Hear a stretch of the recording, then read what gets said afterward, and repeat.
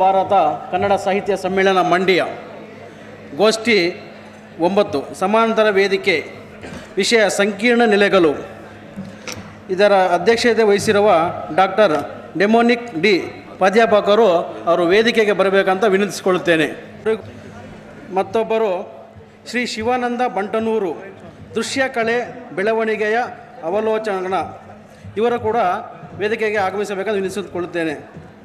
ಮತ್ತು ಇನ್ನೊಬ್ಬರು ಡಾಕ್ಟರ್ ವೈ.ಕೆ. ಮುದ್ದುಕೃಷ್ಣ, ಪುನರ್ಜೀವನಗೊಳ್ಳಬೇಕಾದ ಸುಗಮ ಸಂಗೀತ ಕ್ಷೇತ್ರದ ಇವರು ಕೂಡ ವೇದಿಕೆಗೆ ಬರಬೇಕಂತ ವಿನಂತಿಸಿಕೊಳ್ಳುತ್ತೇನೆ.